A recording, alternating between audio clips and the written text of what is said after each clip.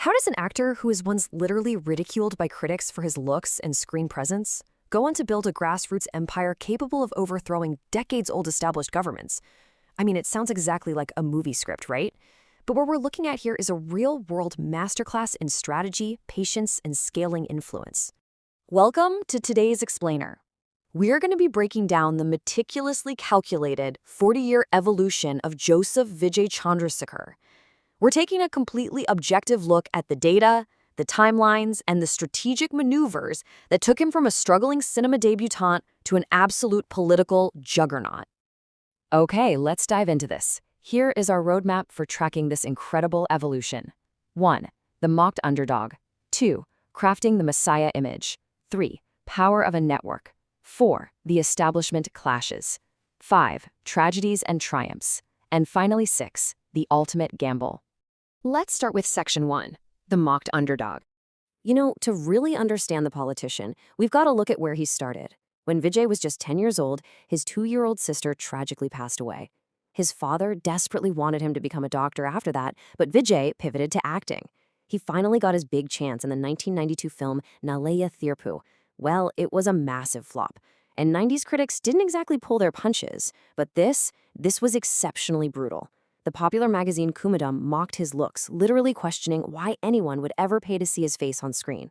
Vijay reportedly cried all night over it. He was completely written off. But here's the thing. He didn't quit. He strategically pivoted.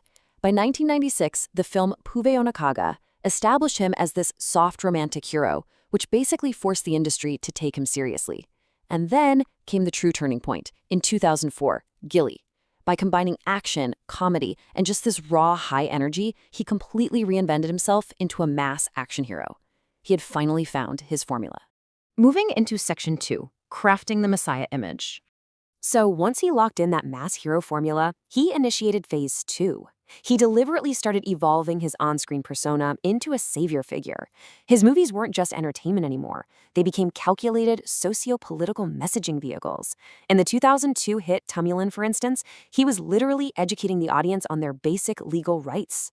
His characters actively fought corrupt politicians, championed farmers, and promoted women's empowerment. Step by step, he was positioning himself as the voice of the everyday people against a broken system. Which brings us to Section 3, power of a network. Now, an on-screen Messiah image, that's really just a projection unless you actually have boots on the ground. In 2009, Vijay executed an unbelievable organizational pivot. He took his highly fragmented individual fan clubs, 85,000 of them to be exact, and merged them all into a single unified welfare organization called the VMI. Now, ostensibly, this was a social group running blood drives and rewarding top students. But in reality, this was the quiet, methodical assembly of a highly disciplined political network spread across literally every constituency. Scaling 85,000 physical clubs is an absolutely massive feat of groundwork. But as our source material points out, scaling influence or commerce today requires moving from the physical to the digital.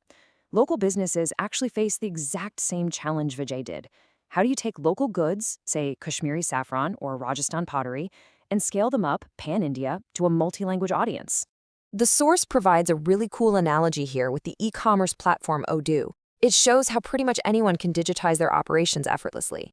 You just upload your inventory, the platform automatically integrates payments like UPI, and it completely automates all the heavy lifting like GST invoicing and global courier tracking. It democratizes reach, giving a local seller in a remote village instant access to the entire world. And the crazy part? The first-year domain is totally free, with full business management access for just 580 rupees. It is, without a doubt, the ultimate tool for exponential scaling. Let's jump to Section 4, the establishment clashes. When you scale a physical network this aggressively, you are inevitably going to collide with established monopolies. In 2013, Vijay's film Thalapathy featured the tagline, "Time to Lead." Well, then Chief Minister Jayalalitha perceived this as a direct political challenge, and the blowback? It was immediate. Tax exemptions were denied, anonymous bomb threats hit theaters, and the film was outright blocked in Tamil Nadu. The political establishment was officially showing its teeth. But controversy quickly turned into political capital, and this brilliantly illustrates how he used his platform.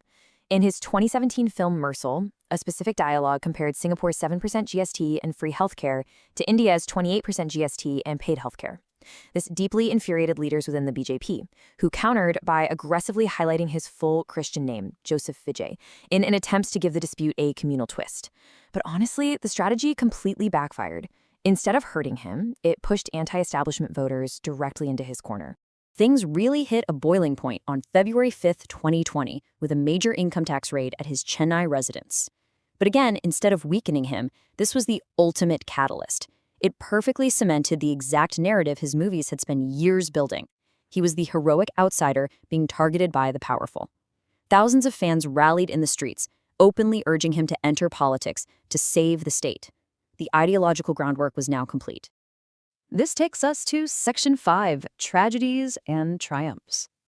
Taking a theoretical savior and turning him into a real-world leader means you need some real-world testing. During the local body elections, without officially declaring a political party, his fans actually ran as independents just using the VMI flag. Look at these numbers. They fielded 169 candidates and won 115 seats. That is a staggering 68% success rate against entrenched giants like the DMK and AIADMK. It was undeniable proof of concept. His political machinery wasn't just working, it was highly functional. But wielding real-world power comes with incredibly severe, sometimes tragic consequences. On September 27, 2025, during a massive rally in Karur, terrible mismanagement and massive delays led to a catastrophic crowd crush. The outcome was absolutely devastating. 41 people lost their lives, including 9 children. It was a horrifying tragedy that, frankly, threatened to end his political aspirations right then and there. His crisis management following the event was highly controversial. After the stampede, he allegedly disappeared on a chartered flight for 48 hours. When he finally broke his silence with a 5-minute video, he notably did not apologize. Instead, he vehemently pushed back against the ruling DMK party, accusing them of orchestrating a political conspiracy and planting agitators to intentionally cause the stampede. The political war was no longer subtext. It was entirely out in the open. Finally, Section 6, the ultimate gamble. In early 2024, this meticulously calculated script culminated in the official launch of his political party, TVK. To really understand the sheer scale of the risk he took here, just consider this number, 250 crore rupees. That was his reported fee for his final film. At the absolute peak of his career, earning unimaginable wealth, he abandoned cinema completely to dedicate himself to a volatile political landscape where there were zero guarantees of success. And his campaign for the 2026 Assembly elections, it wasn't just built on vague promises. His manifesto was a surgically precise strategy targeting very specific demographics. 2,500 rupees for women heads of households, 3,000 rupees for elders and the disabled, alongside targeted stipends for unemployed youth, free LPG cylinders, and gold for brides. Every single promise was engineered to capture voting blocs that were weary of the incumbent parties. And you know what? The strategy absolutely worked. In the historic May 2026 election results, the TVK secured 108 out of 234 seats. While just shy of a simple majority, it was the highest seat count among all parties, completely shattering a 50-year duopoly in Tamil Nadu politics. In a final, highly symbolic victory, he even defeated Chief Minister M.K. Stalin in his own constituency.